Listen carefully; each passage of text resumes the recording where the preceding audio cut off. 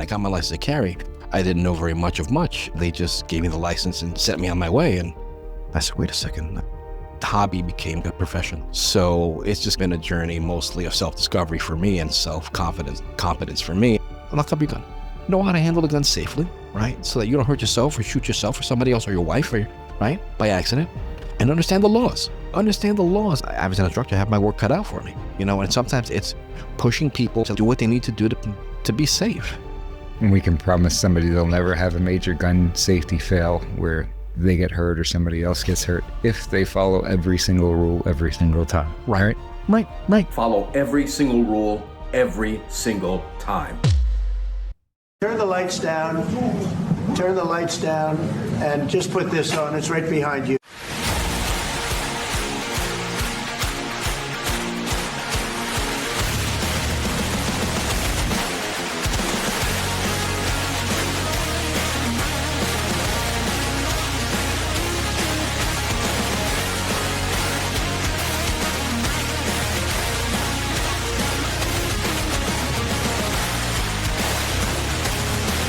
The only garbage I see floating out there is just supporters. Greetings, loyal ladies and gentlemen of the Garbage Gang. Welcome to another episode of the Garbage Gang podcast. My name is Mike G, and if you want to be a member of the Garbage Gang, we need you to like this video and subscribe to our channel. We've got a long overdue guest in the studio today. We've got Jose Morales from Philly Firearms Academy. Jose, thanks so much for joining us. Mike, thank you for having me. It's a pleasure. You didn't get the memo on the black shirt, so instead you wore a what I lobster say? shirt. Bring it hard or go home. I say, I didn't have a black shirt, but I did have my fish shirt, my seafood shirt. So I thought I'd break it out for you. I think it was very shellfish for you to wear a lobster shirt. Thank you very much. It's getting real when the fish come out. So I'm really glad to be here. Thank you for inviting me, Mike. Thank you. We had your buddy Dr. Val on a couple of weeks ago. I wish I could have had you in studio for that. Oh, that would have been great. Yeah, fortunately we were away, but I missed him, and Sook, his wife Sook, are wonderful. So what have you been up to lately in the firearms world? Well, I've been doing my regular training, focusing mostly on my longtime students and my and groups and such. But my wife Merle and I are starting to consult and work with hospitals and with organizations that I call firearms-adjacent.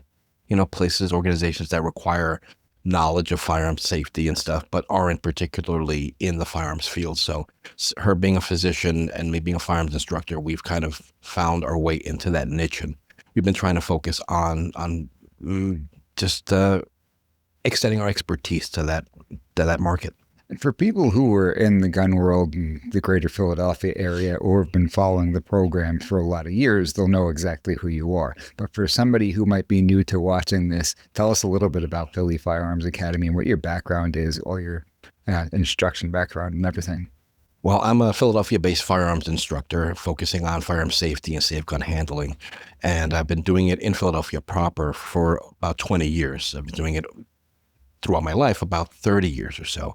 But since about 2011, we started focusing on opening up a couple of bricks and mortars here in Philadelphia, focusing on new shooters, firearm safety, and safe gun handling. And the idea was born from my getting a license to carry and realizing that when I got my license to carry, I didn't know very much of much. And they just gave me the license and set me on my way. And I said, wait a second, where do I go to get some training? I asked the fine people at the gun permits unit, and they go, not our problem, next. And I go, wait a second, but okay, can you make any recommendations? They go, look at the phone book, next. I'm like, okay.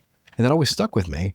And so I said, maybe one day I may be able to make a difference. And that's kind of was the impetus for me to get some competency for myself. And that hobby became kind of like a profession. You took it a long, long way though, because you've got probably more certifications than anybody I've met, and I do this for a living. Yeah, you're very kind. I just take what I do seriously, and I'm a firm believer in that. In order to be able to kind of teach something, you have to not only know how to do it, but also be competent in it. So it's just kind of been a journey mostly of self-discovery for me and competence for me, and and so I've just gone down that route, and the more that I've trained and the more that I've kind of pushed myself, the more I realize that people in Philadelphians in particular, really need to we need to step our game when it comes to competency and preparation and such. But I don't want to go off on that tangent right now. But it's gone hand in hand. To be a responsible gun owner, I think you also need to be very adamant about self-discovery and training, personal training. You do seem to have this sort of unquenchable thirst for knowledge, though, because you were in the service. And a lot of people who were in the service don't go looking and asking for additional training. Is that fair to say? I guess it just depends on the individual. Depends, I guess, on their MOS, their job in the military, and just personality type, really. But I've always been the kind of person that I don't like to not know how to do something. So that's just kind of pushed me down to be a bit of a perfectionist and delve deep in whatever it was trying to do. But I guess it depends on the person. How did that start? What did drive you to join the service? Because you were raised in New York, right? I was. I joined the Army actually for money for college. I was got out of high school, and my godmother in New York, she visited Philadelphia. And she invited me when I was 17 or 18 just to come and visit. And I was like, wow, this is kind of like the country. I was like, well, compared to New York, this is great. And I came down here for about a year to explore going to college at Temple. And somehow I ended up going to the Army, which for money for college. So, in a kind of a roundabout way, I did actually end up going to college through Philadelphia, visiting Philadelphia. But it was after I kicked 3 years in the Army. A station right at Fort Dix, to be honest with you. Like I went to Alabama, then to come right to Fort Dix for 3 years. So, what was that like? What Fort Dix? Yeah, it was great. I mean, it was the Army in particular, or Fort Dix the Army in general, or Fort Dix in particular. Yeah, what was it like being in the service?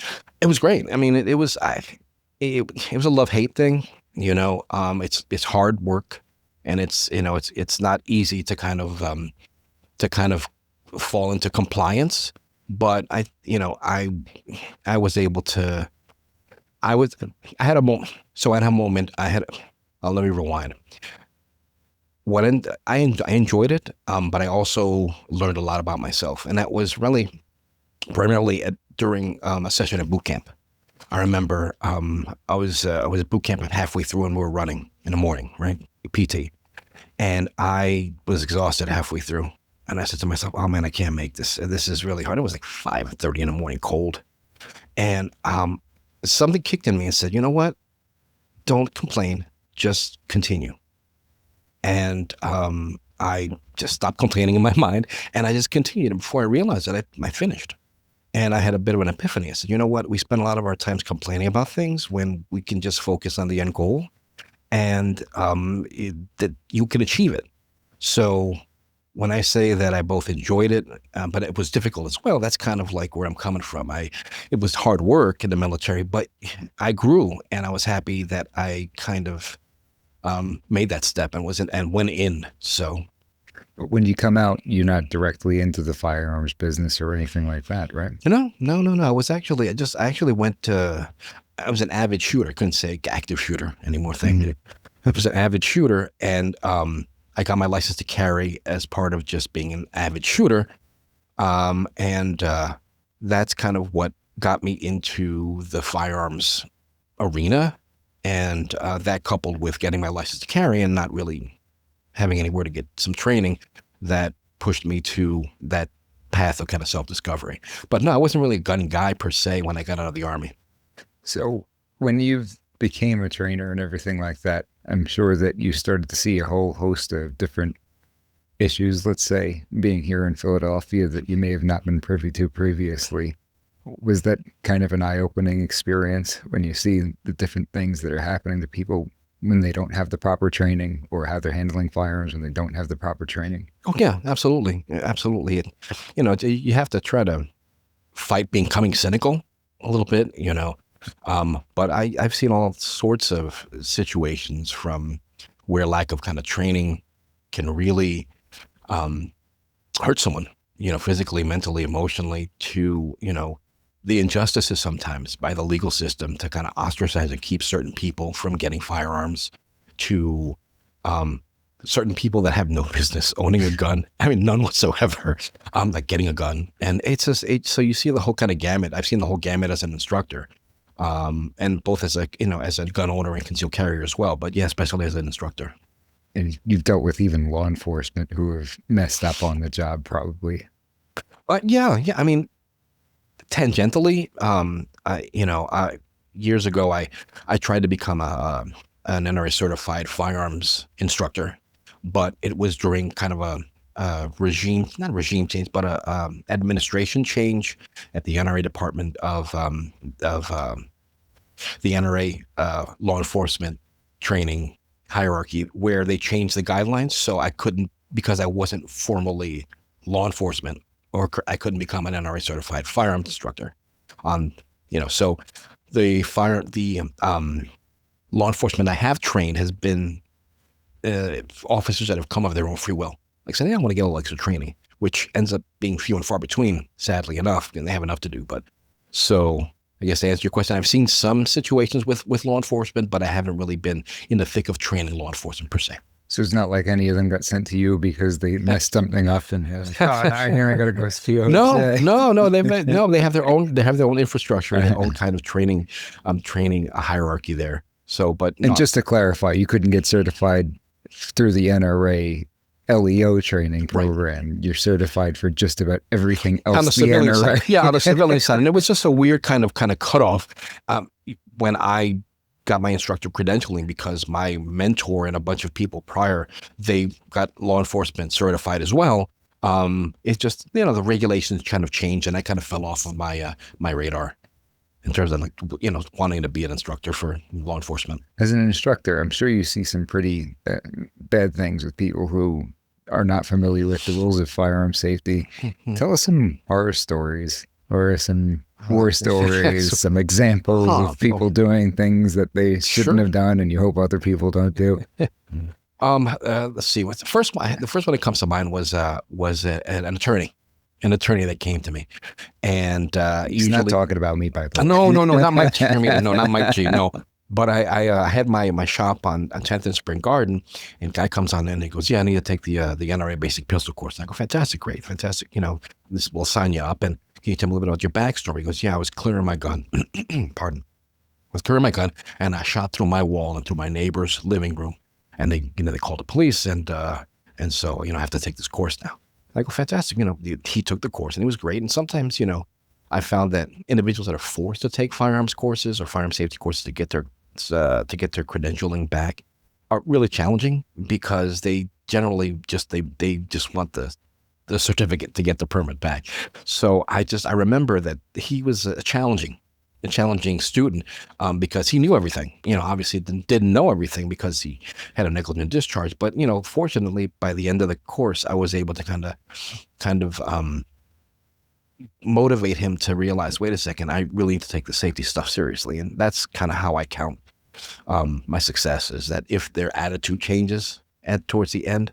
So that was early in my career. Then I said, man, this guy's an attorney. Like, don't attorneys know everything? Like, yeah, and obviously not, because so, that was kind of how, it was my job to impress upon him, like, what he needed to know to handle that gun safely. And at the end, to see that shift from, I know, to, wow, thank you for taking the time to show me, was pretty powerful for me as an instructor. So that was one of the first stories that kind of came to mind.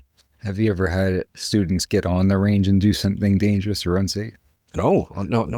My students? No. What do you mean, like that? Somebody signs up for your class. You get a class full of people who you don't know, you've never seen them before, and you end up on the range with them a couple hours later. Okay, no. Then my instructor, I kicked into instructor mode, like, what? No, because no. Thank goodness, knock on wood, because a lot of the legwork that goes into having a student go to the range.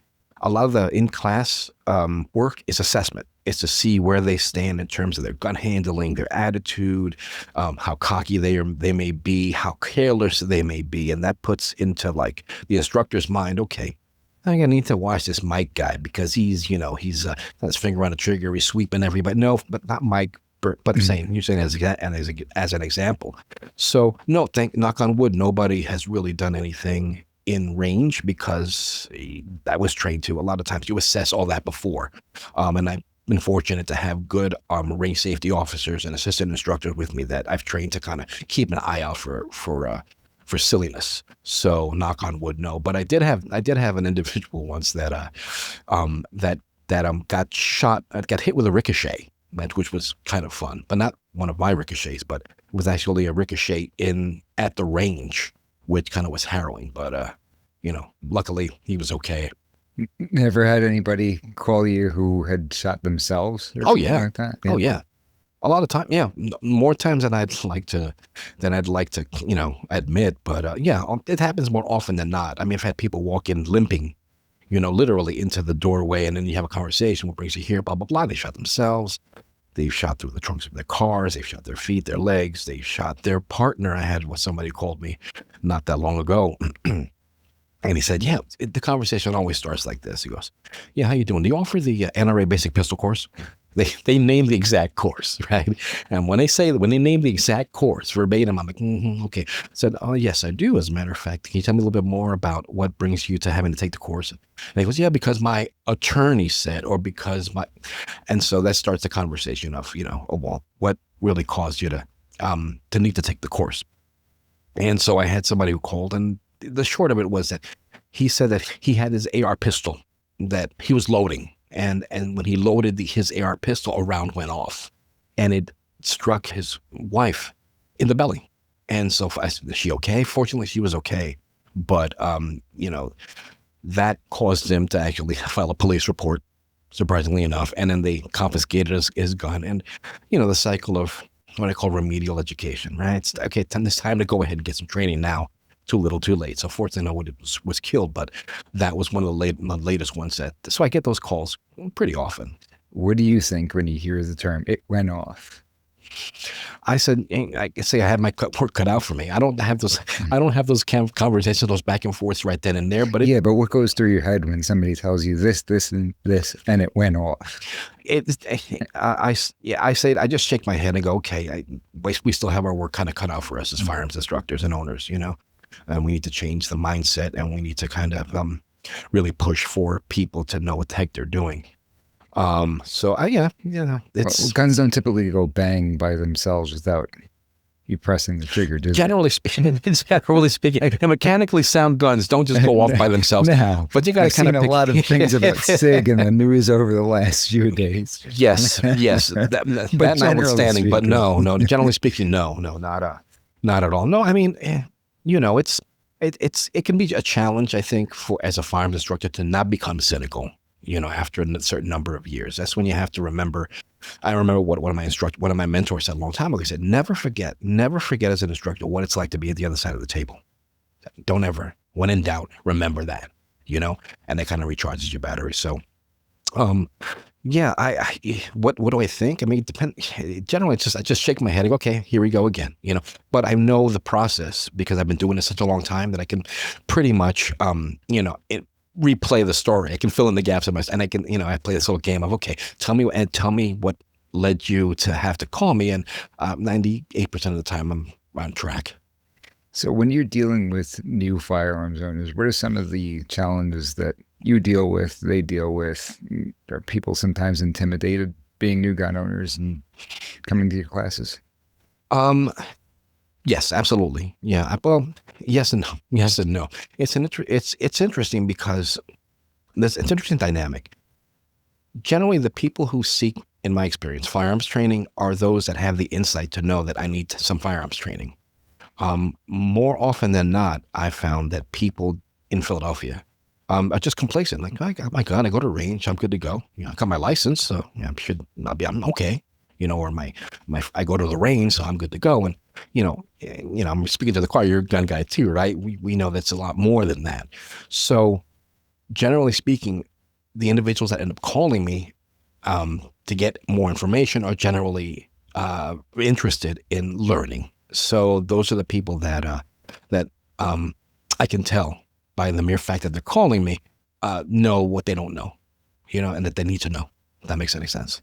Sure, because some people on the anti-gun side gripe that we don't have any mandatory training here in Pennsylvania, and obviously as people who are pro-freedom, You and I might be against the government mandating something, even if we think it's a great idea. Yeah. But do you think that you would run into that problem if you had mandatory training where it would shift from people are coming to you because they want the instruction and they want to get the benefit of the instruction and they want to be there versus people who are forced to sit there for X amount of hours and maybe might not even get something out of it? That's a good question. I'm not sure. One of the things that I've kind of I've learned by interacting with organizations outside of the traditional gun organizations, like doing the firearms training with firearms-adjacent organizations, is that there's always a verso. There's always an opposite side to the argument, right? And it's really important to have conversations around that and listen to each other. So while I'm not a fan of mandatory training, as a firearms instructor, I struggle with realizing that there needs to be some kind of, at the very least, in my opinion, highly recommended pathways to competency. And so, again, as a firearms owner and as an instructor, it's something I kind of have to, I continuously reassess, because again, speaking to the choir, right? When we gun guys hear mandatory anything, who's okay? Wait a second, put my tinfoil hat on here, right? Who's requiring the training, and what they're setting it up to the point where nobody can pass it, right? Yes, I agree with that, but I also realize that much like going to a dentist, people are generally going to want to go and get training, generally speaking, unless they either are forced to it, or required, or have some kind of life-changing event where they realize that they may need it. And I'm tired as an instructor having to do remedial education. So, if anybody has any ideas, let me know, because I'm really willing to kind of take that on and push that. So I carry that perspective over to my interactions with Gunwise, with the stuff we're doing with firearms adjacent organizations. Yeah, you keep saying firearms adjacent. Tell us a little bit about that. Yeah, my wife's an ER doc. She's an ER doc, and a couple of years ago, a number of years ago, she said to me, "Listen, would you mind giving a firearm safety training to our pediatric department, for the residents and interns?" And I go, "Yeah, sure, absolutely," because they know now she's married to a firearms instructor. And I said, "Yeah, sure thing," and it was a really, really interesting experience for me. It was a good training in that we were successful. We were able to get the information out, and it was impactful. But I received so much hostility, like veiled hostility, being a firearms instructor, and a gun person in a traditionally anti-gun environment, and it kind of opened my eyes. Say, wait a second, I'm here, and it all really seemed to have started with, I made the mistake of having handouts that had the 3-letter word of the organization that shall not be named, the NRA. Unbeknownst to me, I didn't really give it much thought. I had all sorts of handouts, and some of the best firearm safety materials are produced by the NRA. So I included some of that stuff as well. But when my audience saw those 3 letters, it kind of like, wow. I was like, oh my God, what's this guy doing? And their posture closed, and so it took me about 15 minutes to kind of break them down and made them realize that I was there to kind of help them. We need to find kind of common ground. So that was kind of the impetus for me and my wife to say to each other, there's really a need for firearms instructors that can have conversations with traditionally anti-gun or anti-gun neutral organizations in a way that doesn't make them feel as though they're talking to someone who is dressed in camouflage and doesn't relate to what their missions are and pushes an agenda. So that is the key takeaway for us for that initial training. So that was the impetus for Gunwise, for our focusing on those organizations. And that led me down the path to having conversations with and stepping out of my traditional firearms instructor comfort zone by going to organizations like Ceasefire PA, like Gifford's Gun Group, organizations like that, and actually just being part of the dialogue and listening. And I learned a lot as a gun owner and as a firearms instructor just from their concerns. And have they been polite to you and reasonable to you? Yeah. Oh, absolutely. When Absolutely. you're talking about these anti-gun organizations? Yeah. And I hate to say anti-gun organizations. I'm not label them with a broad brush, but they've been treated well, with respect. And I think it's like anything else. You give respect, you get respect. But no, they've been absolutely fine. I've met actually some really great people. I've met some really great people tangentially by stepping out of my comfort zone as a firearms instructor. And I keep saying out of my comfort zone because when I go to my own trainings or my own professional development organizations and such, I speak to my mentors. I tell them a little bit about GunWise and about what we're looking at doing, and they say to me, "God bless you." I said, "I could never sit there and speak to them." I said, and again, that resonates with me too. It's like, wait a second, we need to have these conversations with people, and we need to be open to having conversations with people who we traditionally may not initially either agree with or share the same views with, as long as it's based on respect. So I've learned as much just from stepping out of my comfort zone. And I encourage people to do that as well, but it's difficult sometimes. Well, some of us have also had negative experiences in that context, right? So, well, yeah, I have. No, listen, no, I get it. I get it. I had the organizations show up to town halls where I'm a speaker and yell at me when I get off the stage and tried to have positive conversations, and right. Well, Well, not interested and won't shake your hand, won't look you in the eye. Well, that's true.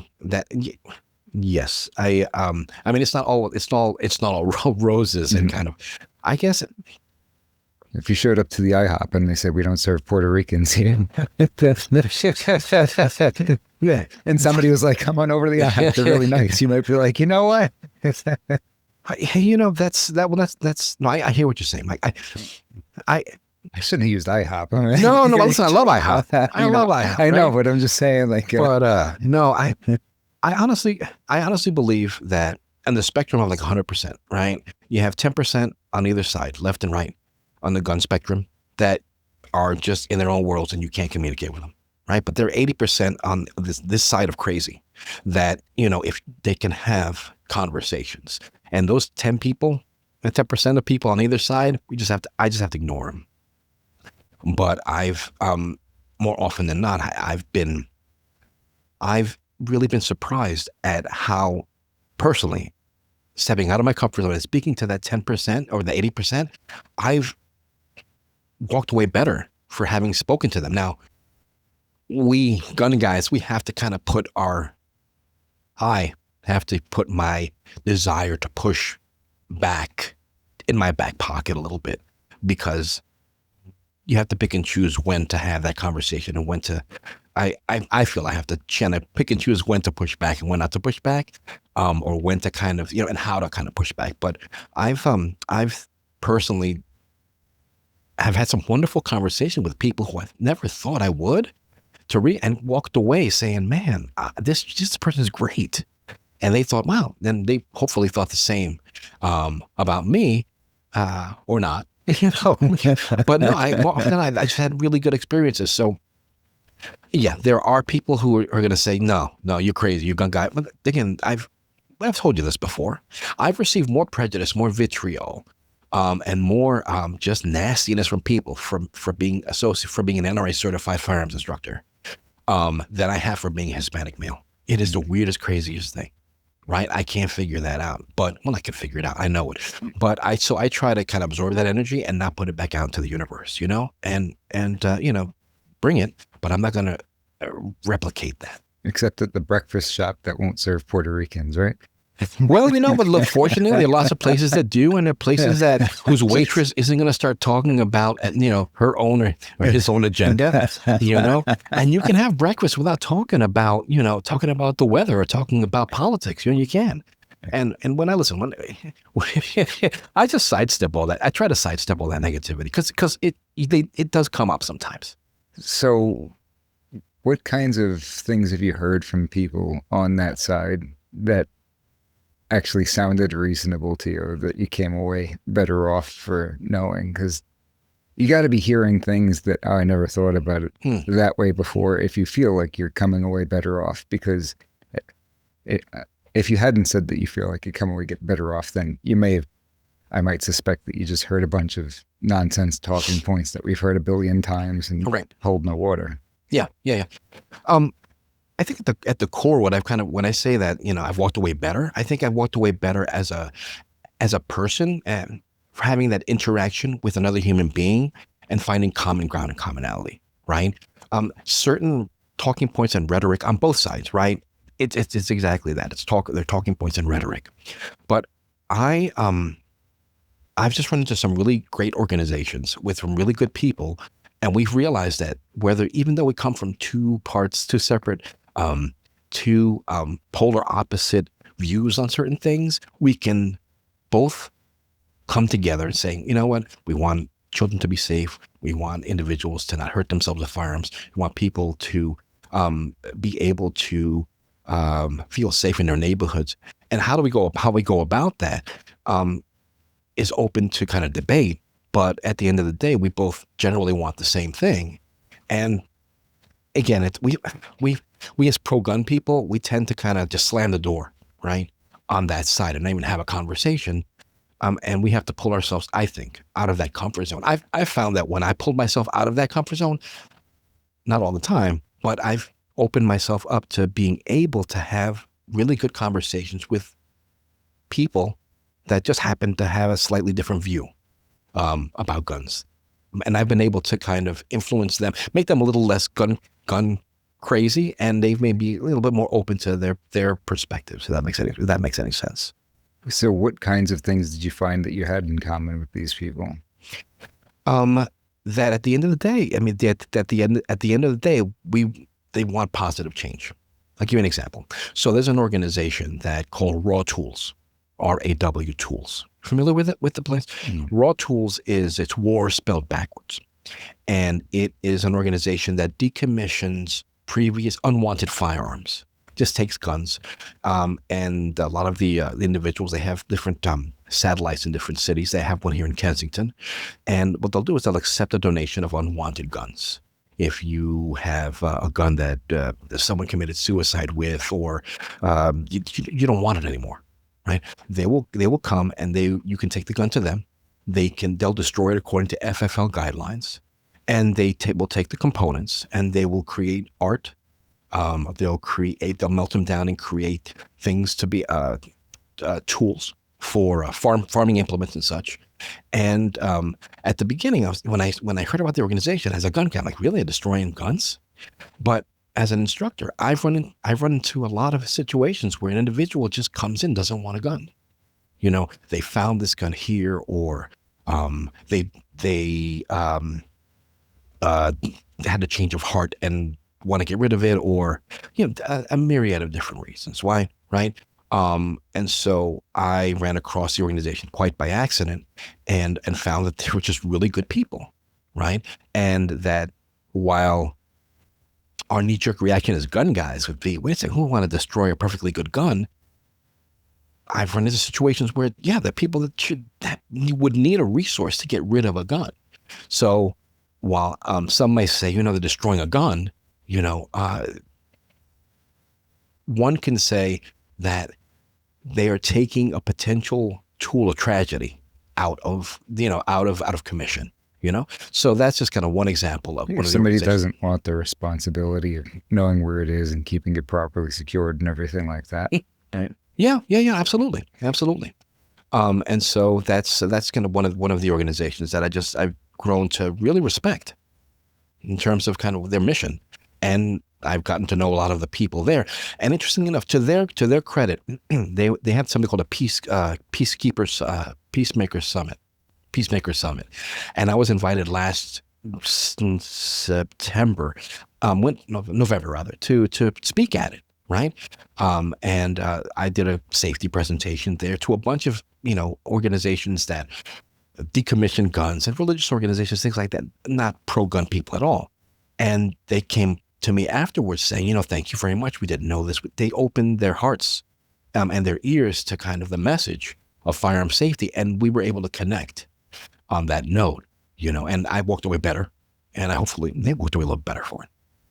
So when you're talking about the firearms adjacent groups that you're working with, your wife being a physician, one of the things that always stood out in my mind was the story she told about how a patient came in, I believe it was a gunshot victim, and had a firearm tucked in his waistband. And you're in a room full of highly educated people, Right. and nobody knew what to do with it. And I believe they even called the security guard, and the security guard didn't know how to handle it and render it safe. And here comes Merle, certified safety instructor, Right. who took control of the situation. Yep. And grabbed it and cleared the firearm in the corner and everything like Yep. that. Are you dealing with a lot of people in these contexts who have no experience whatsoever and wouldn't know how to safely handle a firearm? And if so, are they understanding the value of getting some basic training, even if they don't plan to own firearms?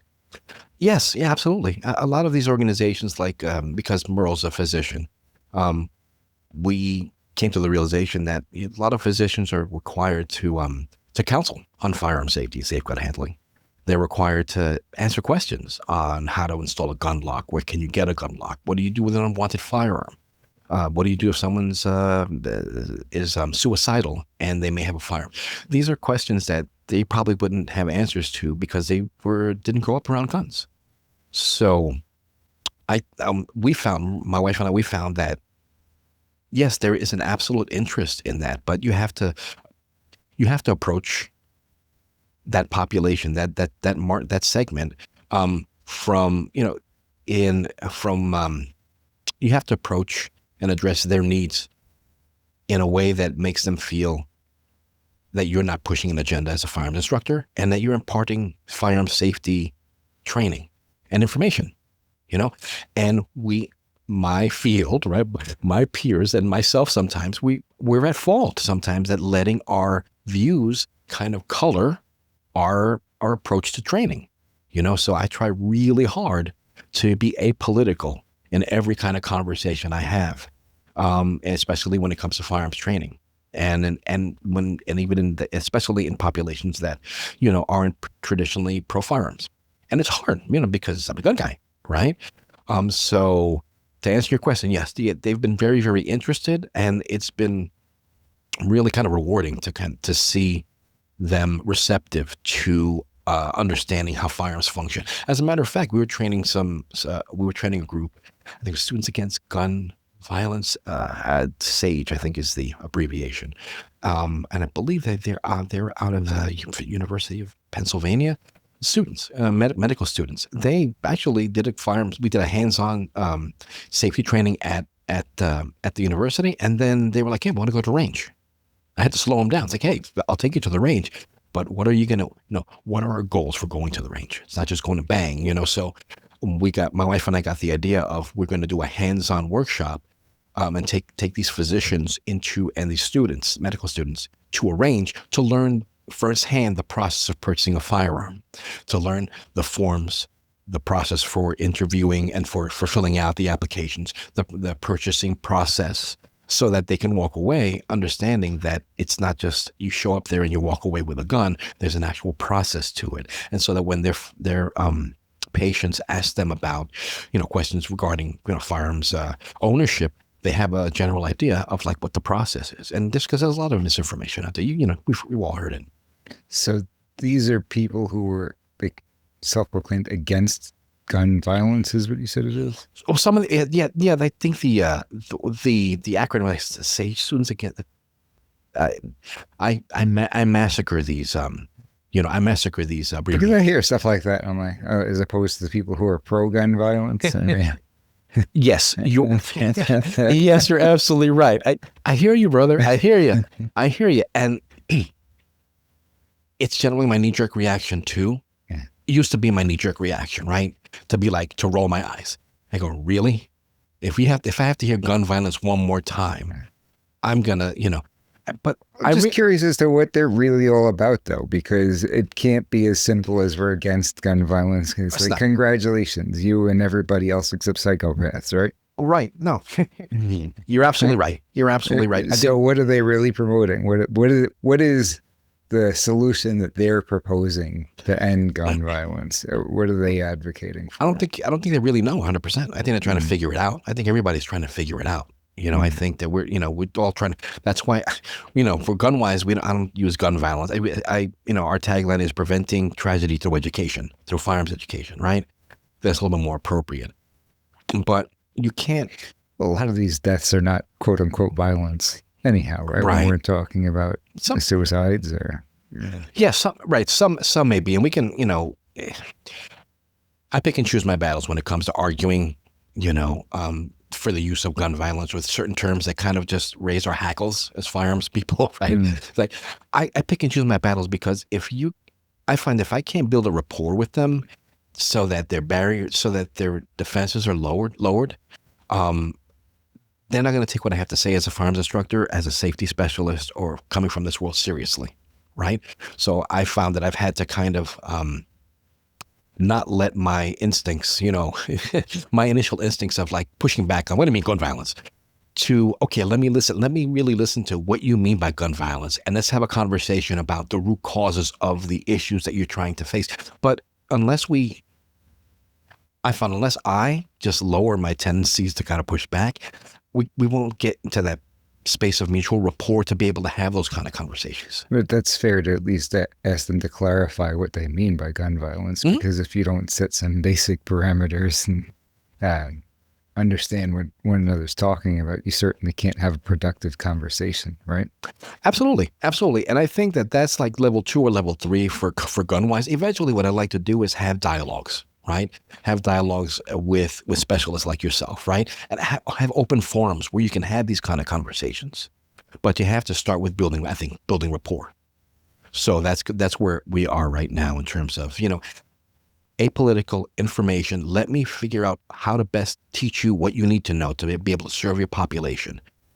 Because people are going to need guns, and just because your political or your morals or your values may be against that purchasing of that firearm, you can't judge Mrs. Morales, right, for having a gun and asking you as a physician, how do I best lock that gun up? And I've seen situations where, and I've heard of situations where they said, no, Mrs. Morales, it's the statistics show that you're 75% more likely to have an accident with a firearm in the home, so get rid of your gun, right?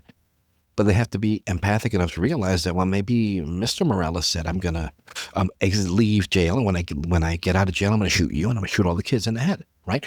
I've seen scenarios where that, people have come to me being threatened by spouses, by exes, by stalkers.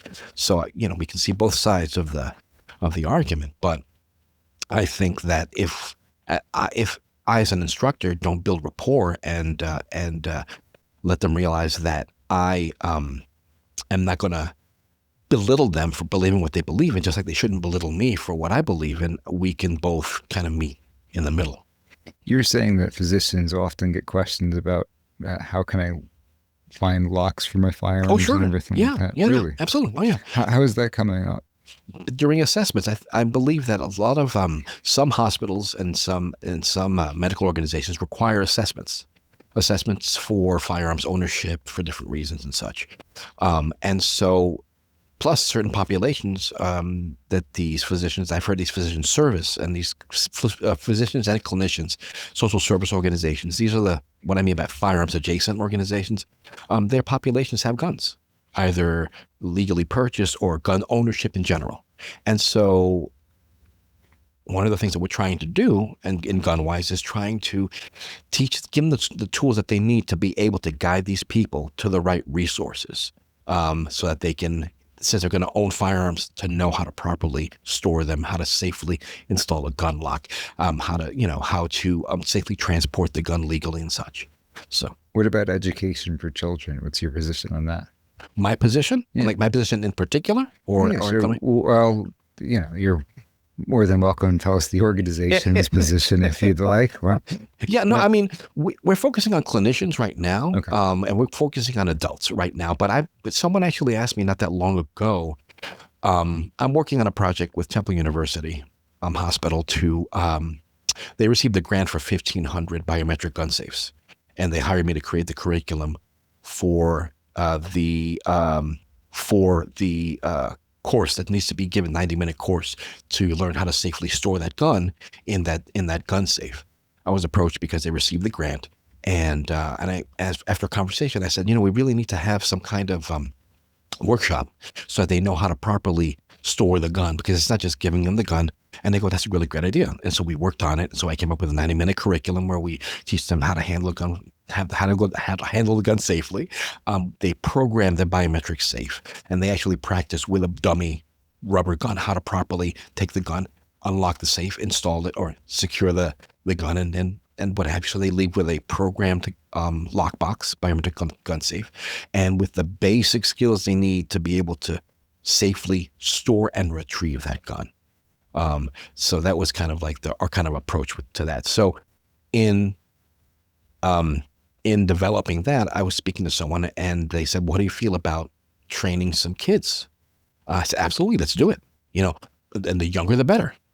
So, absolutely. I think that, we need to educate. We need to feel comfortable enough talking to kids about guns, as comfortable as speaking about anything else, sex, speaking about, staying away from hazardous chemicals, don't play with fire, right? Guns, they're just part of our culture. So people need to know, I think, at a young age. Years ago, didn't they more readily train children in terms of firearms, or at least give them a basic level of education so they knew and understood that it was a tool that needed to be respected? From what I hear, yeah, absolutely. I mean, the times have changed. We know we're a gun culture, right? The American culture has been fascination, love, hate relationship with guns forever. So yeah, I think times definitely were different back then. I heard stories from my parents and my grandparents, and that kids would go in rural areas would go to school with their hunting rifles or their shotguns, and they'd store them and then they leave. They had marksmanship in the Boy Scouts and such. So yeah, I think our approach to firearm safety has changed, but hopefully we can get that to come back again, because the kids are the ones that end up suffering. It happens more often than not, and you think that by shielding children from getting this kind of education and taking what they don't know won't hurt them as the approach, essentially, like don't even introduce them to firearms, that they've created unintended consequences by children not having that exposure? I think that's fair. I more often than not, I hear kind of the conversation. I had a conversation with someone today where they called me and they said, I want to get some firearms training. I have, my kids are all grown now. I've decided to buy a gun. I thought about buying a gun when I had a child, but I didn't want a gun in the house. And pardon me. And I said, like, ding, ding, ding, the bell went off. And like, maybe you should have had a conversation with your son or daughter about guns. Then maybe introduce them to that back then, so I think that, that we definitely would benefit from having those kind of conversations with kids earlier rather than later. And just the general consensus is I'm not going to have a gun in my house if I have a kid because I want to make him safe. We've had that conversation, right? Oh, Johnny, no, we can't have a gun in the house. Like, yeah, but you have no way to protect your family, in my opinion. You don't have any way to protect your family or your children without a gun in the house, other than harsh language. You can use harsh language against a home invader. It ain't going to work much, but, so why don't, find the happy medium, right? Secure the gun. Teach kids to respect the gun and have an option to protect yourself other than, nothing. I think somebody came into your store when you were at Spring Garden and I was there.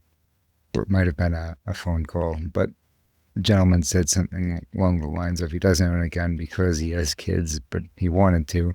He said, well, there's a good way to approach that as you parent. He hasn't eaten lead paint yet, right? Right, yeah. Just depending on my mood. I've mellowed out a bit, right? You've but done a pretty good job. He's still alive. He hasn't eaten lead paint. Right, yeah. Well, you think about it, right? It's not that hard, right? It's not that deep. Like my buddy says, it's not that deep. Life's not that complicated. We make it overly complicated. My parents taught me, don't eat lead paint. Don't go underneath the sink and grab it. But they parented. They were active parents. They secured the gun, so I think that, somewhere in the middle, right? I'm saying I'm not, there's no benefit to saying no guns in this house ever, ever, ever, right? Or having guns laying around willy nilly. Somewhere in the middle is like the safe and logical kind of approach. But at the end of the day, who am I to kind of lecture somebody, right? At the end of the day, I realize that what does the person want? What do they want? Do you want to be able to protect yourself? And how important is that to you? It's another rabbit hole we can go down, right? But, at the end of the day, it's about what you find the most important and what are you willing to do to be able to accomplish those goals. Have you heard that it's becoming more and more common among parents during, let's say, play dates to ask other parents, "Oh, do you have guns in the house?" Have you heard of this before? Yes, absolutely. Is this something that comes up in the work that you're doing? Yes, absolutely, all the time. Tell us a little bit about that. So the general consensus is that physicians and clinicians tend to have, and social service workers tend to feel very awkward in asking those types of questions because of the responses they get, right? And as a gun owner, I get it, right? But yes, that's an absolute concern. That's an absolute concern to certain populations. So we try, gun-wise, we try to find a common ground. If a clinician has to ask as part of their assessment, we try to give them the tools they need to be able to ask the question in a way that's not offensive and it's not condescending to gun owners, and yet gets to the core nugget of information that they need, right? So again, that's to answer your question. Yes, that's absolutely coming up, and people are more apt to kind of ask those questions. And how are those conversations going? Like, are gun owners being candid in response, saying, "Yes, we have guns in the home"? I don't know. They're locked up. I don't know. I haven't tackled that as an instructor and as a kind of a gun-wise person. I haven't tackled that full force, right? Meaning, so I'm in the unique position that as a firearms guy, I understand if you ask me, are there guns in the house, right? I know I, as a gun guy, I'm going to answer, and based on who's asking me the question and how they're asking me the question. So that's a really complicated dialogue to kind of. So let's say Snowflakington shows up to your door, right? And his kid wants to play with your nephew, and he asks, "Do you have guns in the house?" How would you approach Snowflakington? Well, the way I would answer the question, I would be honest, but I wouldn't flinch from the question, right? I would be honest in my answer, and they can do with it what they may, right? One of the things I've noticed, again, is being in the situation, and I've grown so much by interacting with these traditionally anti-gun organizations, right? I as a person, have grown. I can understand why they're asking that. They may ask it in a way that's offensive. They may ask it in a way that's condescending. They may ask it in a way that pisses me off. But more often than not, I can understand as a person why they're asking me that question. And generally speaking, it's not because they're judging me. It's because they want the best for their kid. And so my job as an instructor dealing with that organization is teaching them how to communicate with gun owners, right, in a way that they can get the answer to their question without, again, being condescending, sounding judgmental. Because at the end of the day, it's my choice whether I own a gun, and it's your choice to whether to have your kid play in my home with guns, where there may be guns. A lot of people are concerned that if they bring up anything related to firearms to physicians, that they're going to be reported or something like that, and it's going to result in their firearms being taken away. Do you hear a lot about those concerns in the work that you're doing? I hear about those concerns from gun owners, like my gun owner hat, right? My gun owner crew. Yeah, I tell them, right? And I get it. I understand. But again, I can't answer from the clinician world. Probably better to answer those questions. And I have my own, not suspicions, but I have my own theories on certain things. I think as a gun owner, I'd like to feel more comfortable, right? As a gun owner, being straight up with my physician. I'd like to feel comfortable, right? I don't want to necessarily hide or lie, right? But that requires the clinician or physician to be open with me, and for me to be open with them, right? So, you asked me the question, right? And I'm stuck in the middle because I see it from the perspective of the clinicians and I see it from the perspective of the gun owners, right? So I probably didn't answer your question now, right? No. I had Evan Knappen on the program a couple of weeks ago, and we were talking about how in New Jersey, they can deny you a firearm ownership, essentially, a firearm purchaser identification card, if you've had any sort of mental health treatment, regardless of whether it was voluntary or involuntary. And a lot of people over there are concerned that if you raise these issues, mention anything about firearms, that they go ahead and they make a report to somebody, and you end up losing your right to own and possess firearms in New Jersey. We don't have those laws here in Pennsylvania now, but we see a lot of people pushing broader laws that end up discouraging people from getting treatment of any kind, right? You see a lot of veterans who don't get mental health treatment because they're concerned that if they go in and seek help, that they're going to lose their ability to own and possess firearms just by asking for help, even if they're not necessarily dangerous or suicidal. So you get that, I guess, from gun owners. Do physicians understand that that's a concern at this point based on the laws from state to state? Or I think that intellectually they probably do. I think, yeah, because they're kind of smart, right? I mean, they have much common sense, some of them, but they're smart. But I think that they may not get it from our perspective. And again, that's the reason why I keep coming back to dialogues, right? Having dialogues, but in a way, and I'm struggling to figure this out. If you can help me, Mike, it'd be great, in a way that's not confrontational, right? And so, I'm sure that they have those concerns, but it's like, if you say to an anti-gun person, we'll use just broad labels, anti-gun person. I'm not going to tell you because I'm afraid that blah, blah, blah. Immediately they start thinking, okay, this person, his tinfoil hat. He's out there. But how many conspiracy theories end up kind of being true after a while, right? So, to answer your question, I don't know, how they, what they think, but I do believe that these conversations need to be had, right? Between both sides, and we need to feel comfortable having them in a way that it's really hard to not be judgmental, to try. So when you're dealing with folks in this capacity, are they looking to implement any new laws or anything like that? Or maybe. I mean, I don't, in terms of gun wise, we're apolitical. You do you.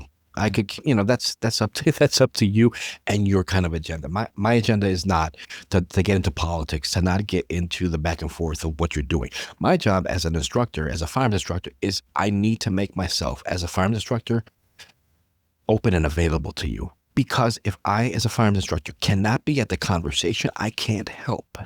And I can't help you by spewing rhetoric one way or another. I got to listen to what the heck's happening and find out what you need or what is needed, right? And be as apolitical as I can possibly be. Otherwise, I can't help as a gun guy, as a firearm safety instructor. I can't help, And sometimes it can be a challenge, when we hear things that kind of like are nails on a chalkboard, like these buzzwords and these these talking points. But that's when I breathe. And I go, you know what? What is their core concern? What are they trying to say? And where's that commonality, right?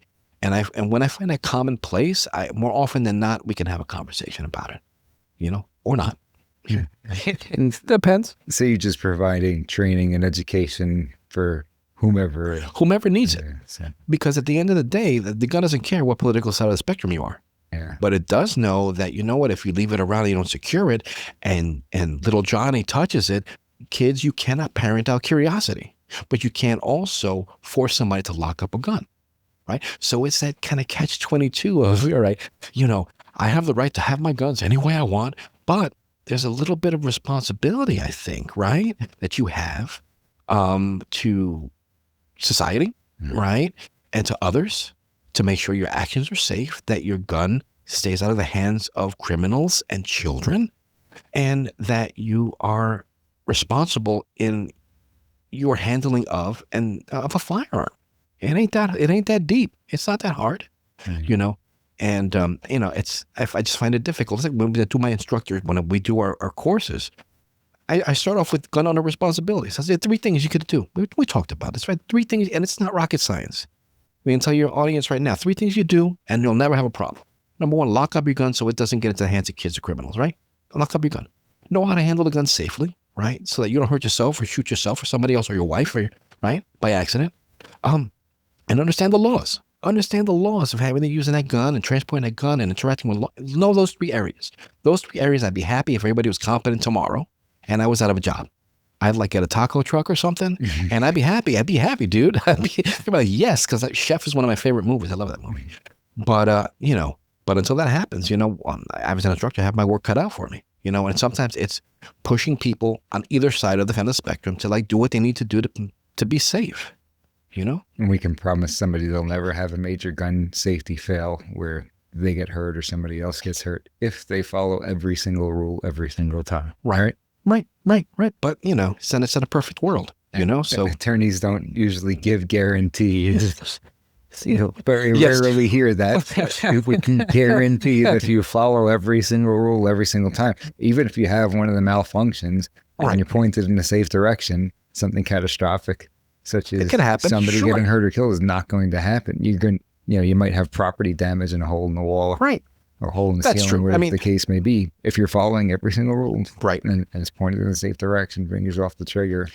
I mean, it is not a perfect world, right? I get that, but at the very least, if you know, you can say, you know, that you did everything within your power to kind of be as safe as possible. Yeah. You know, have you ever seen a catastrophe happen when somebody's followed every single rule? You'd have to really strain your mind. Yeah, it's right? Yeah, absolutely. I mean, at the very least, you have to really be breaking more than one rule for things that typically go wrong, right? Well, listen, I can't answer that question, but I do know personally when I've had, you know, issues, right? When I've had problems, I've broken one of those 3 things.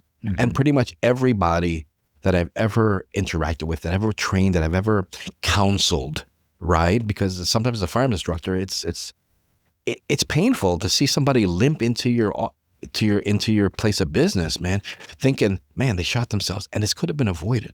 Like, I really wish I would have met you 6 months ago, you know? But, and again, I can't blame myself because what headspace were they in? Would they even have taken what I had to say seriously, right? So I do know, though, to answer your question, I do know that every time I've had an issue, it's because I was negligent in one of those 3 areas, right? And every single tragedy I've ever dealt with could have been traced to one of those 3 things. So at the very least, I think we're on the right track. Have you ever taken somebody to the range or taken them shooting for the first time if they were anti-gun or perhaps firearm hesitant, I guess we would call it? Have you ever had somebody leave and say, "Oh, I hated it. It was terrible"? Never. No. It generally doesn't even ever happen. It hasn't ever happened to me anyway. No, absolutely. And it's interesting because it's part of doing the gun-wise stuff. I've had clinicians and I've had physicians say, "I want you to go to the range and shoot." I'm like, wow, that's great. You know, because we can teach you how to do it safely, but you know, then that's fine. At least you experience it or not. At least you're in a range and you don't have to necessarily pull the trigger, but I think that there's some benefit to, going to a range and experiencing the process, the concussion, to hear the smell, you know, it leaves an impression. And I think that you're generally more respectful of the firearm after having experienced that. Is it addicting? Yeah. I think so. It could be, you know, it could be, but it's like anything else, you know, it's like depends on how old they are, how long they've been shooting, you know. At the beginning, yeah, absolutely, it's addicting. But you know, personally, I just don't shoot a lot. I don't enjoy it that much. I mean, I enjoy going to shoot. I enjoy training, but it's not like that. Let's go to the range. I'm like, yeah, let's go to the range. No, I mean, go to the range. Yeah, it's great. You know, have a good time, but it's not that same level of appeal that it had 20, 30 years ago. And you still do a lot of interesting and unique training. You're always going off to somewhere out of state to train every time I talk to you. Yeah, I'm trying. I mean, as an instructor, I try to kind of stay within the circles of my peers to see what kind of trainings are out there. I'm really involved with Tom Gibbons' Range Master training, and I go to the Range Master Tactical Conference every year, and it's just 3 days of just constant training. A lot of instructors are there, like Masada. I mean, a lot of Masada Ayub, Tom Gibbons, just a lot of Tatiana Whitlock, a lot of really well-known instructors are there. It's 3 days of just kind of camaraderie and just good gun times, you know. So I try to stay limber. Do you think that everybody who's watching should bring somebody to the range who's maybe anti-gun or firearm hesitant? I think they should. Or sign up for a course together? I think that they should have a conversation with them, right? You know, and necessarily, you can't drag them over, but say, hey, listen, you know what? Invite them. Hey, invite them. Say, hey, listen, you know, let's go. You want to go to the range? You know, make the offer. You know, I think that more often than not, you're a gun guy. You know, people outside of the gun community view gun owners a certain way, right? But I think we're some of the most kind of caring, generous kind of people. It's pretty open in terms of, just what binds us generally is the gun, a Second Amendment and respect for firearms and enjoyment of firearms. You know, I've been to ranges where, say, hey, is that a Glock? Yeah. Want to shoot it? Yeah, shoot it. Here, I have some ammo. And you have this conversation. You don't know this person, except that you walked by them, at a lane, and now they're asking you, shoot this gun, that gun, the other gun. That's kind of how we are. Generally speaking. That's how you are when you're at the range. Who, me? Yeah. Yeah. Friendly, outgoing. I try. Yeah, I try, but I'm a little kind of careful too, because sometimes people just are out there they're just unsafe. If people want to get training at Philly Firearms Academy or doing training with you and they're in the greater Philadelphia area, what have you been up to lately and how could they get involved with that? They can reach out to me via my website, phillyguntraining.com. Just reach out to me, send them an email through the website. Usually I have an assessment form and they just fill out the assessment form, their name, what they're seeking to do. Just some basic questions gives me a general idea. I'm focusing mostly on individual and small group classes now, and more on my semi-advanced and my advanced kind of students. So in addition to the projects that I'm doing now, but I'm definitely available to train students, especially those that I really enjoy training new prospective motivated gun owners. Right. And individuals that are on the fence about, okay, I got a gun, but I'm not sure if I want to carry it. People that really want to take what they learn seriously to be able to kind of protect themselves. I just enjoy that. What do you think that is that makes people hesitant to carry? I've got a gun, don't know if I want to carry it. Do you think that's from lack of training and being comfortable and familiar? Because I think it's probably a good idea to hold off if you're not comfortable and familiar. Yeah. If you have that concern about yourself, then you should probably get training and get comfortable. Yeah. Not a bad thing to recognize about yourself, right? Wouldn't be a bad thing, but I think it takes a certain amount of insight. I think it takes a certain amount of insight to be able to do that. So, and having that conversation with somebody today, generally people that call me are women. 95% are women. They reach out to me via my website or saw you online, or they text me and I give them my courses. We have a conversation that way.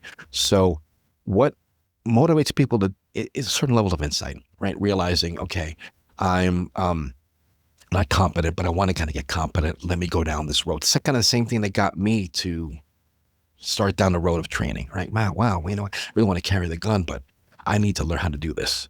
So, and why do people not get training? Did you ask me? Why people because they become complacent, Oh, no, I was saying, maybe I went there. We were talking about why do people not have that hesitancy to carry? Is it because they haven't had enough training? Hesitancy to carry? Yeah. I think insight. I think that people just realize, wait a second, you know what? The same kind of insight, I think, that gets them to get a license to carry in the first place, saying, oh, stuff's crazy out here. Mm-hmm. I want an option to protect myself.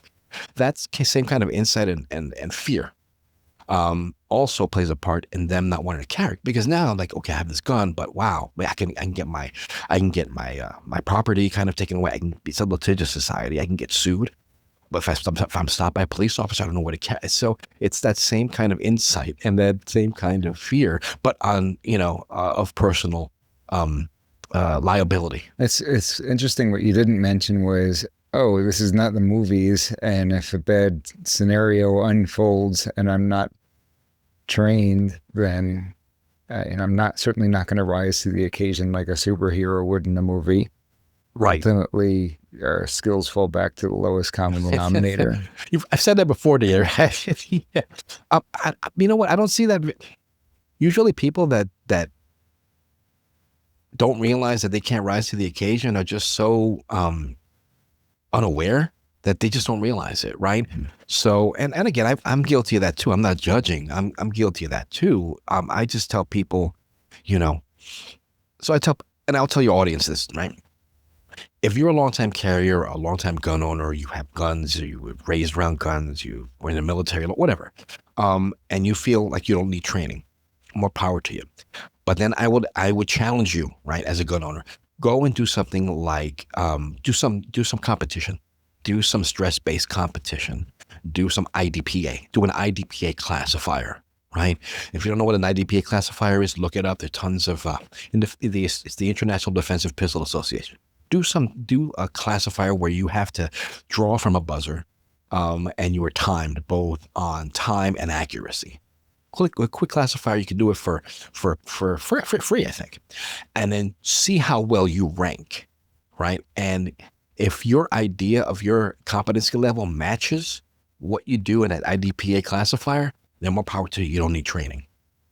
But if you do a classifier, or you go to the range with a qualified instructor, and he or she puts you through some light stress-induced training scenarios and exercises, and you exceed your expectations, then you don't need training. And more often than not, that's been kind of the guideline for me. Do I have time for a story? Of course. Okay. So, my wife had a peer, and he worked at the hospital as well. Good guy, real nice guy.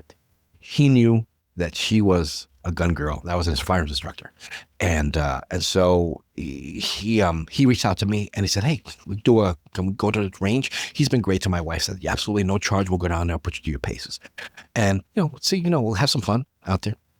Went out there. It wasn't that long, about a year and a half ago. So I say, okay, go ahead and set your gear up, right? We're going to go, and I want you to go ahead and load and make ready, and I want you to shoot 10 rounds at your own pace. And I had great gear. His gear was great. His gun was nice. With a nice gun, nice optic, and he had decent form. And he's like, bullseye, bullseye, bullseye, bullseye. Nice dime-sized group. Nice. Combat rating, 12 feet, right? I said, fantastic, awesome. It's a good job. So I said to myself, nice, okay. So I went ahead and pulled my timer out, and I said, I want you to load magazine, 5 rounds. And I want you to go and relax, go to low ready. And I'm going to go ahead and I'm going to set the timer. And I want you to, once the timer goes off, I want you to fire 5 rounds in 5 seconds as accurately as possible. Ready? He goes, yeah. And I go, and he's like, bang, bang. He didn't hit 1. He hit 2 out of 5. Distance, the target at the same distance with the same gun. The pressure of that just timer made him totally decompensate. So that was kind of like a learning place. That wow, he was never pressured and never pressure tested with a little minimum amount of stress. So that's when we had the conversation of, okay, now I know as an instructor where to start you off at. So imagine the amount of stress you're going to be if you have to pull your gun out in a critical scenario, a critical incident, right? Let's start working on that. And at the end of the day, I taught him not to fear, right? To fear the timer and so on and so forth. That's just a little bit of pressure testing with an instructor. When you do some competition, some light competition like IDPA, it forces you to actually be in front of people, right? You have that performance anxiety, but also you have to perform with your gear with accuracy, with benchmarks of accuracy and time. And I think that's, for me, that's the only way that I can find what my breaking points are. So that's the reason why I run around training, because I'm being treated, like a student, because I want to know what my breaking points are. Where are the areas that I need to improve upon? That's interesting, because as you mentioned, the 5 shots in 5 seconds, that was one of the parts of the qualifier in Oklahoma. for the license to carry. Right. They had different stages, different distances, different times, and everything It's like a good that. benchmark. Yeah, it's a good benchmark. And you know what? Dirty little secret is 5 rounds in 5 seconds is a long time. It is. It's a long time. It is. But we don't have, generally speaking, we concealed carriers and gun people You don't hear have 5 rounds in 5 seconds, and a lot of people think bang, bang, bang, bang, bang. Right. You have a whole world, but you have to then, you have to have been trained, and it all works backwards, right? And it all works backwards. So that's why as an instructor, you start saying to people, okay, let's work on your draw. How quickly can you access your gun and present it? If you have in my opinion, as a concealed carrier, for basic competency, I should have at least a 2-second draw from concealment to first shot, right? If my first shot from concealment is more than 2 seconds, I feel I need to train. It should be below that. But if let's just say I have a 2-second draw, 1,000, bang, right? You have 3 seconds to shoot 5 rounds. So it's like bang, bang, bang, bang, bang. That's a lot of time, right? Especially if the target is close by and you don't You're really like a conductor, right? Yeah.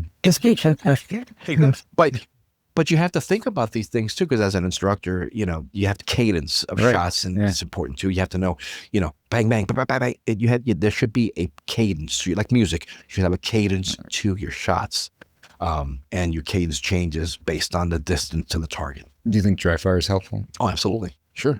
But proper dry fire. Right. Yeah. With Practice makes permanent, is what Coach always told me. Yeah, Practice. absolutely. Practice. Yeah, absolutely. There's, dry fire is fantastic, but, go with, meet with an instructor, come up with a training regimen.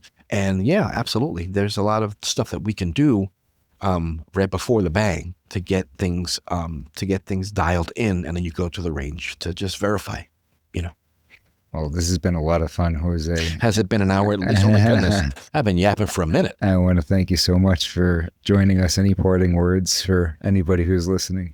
Just watch your backs out there. Things are really crazy.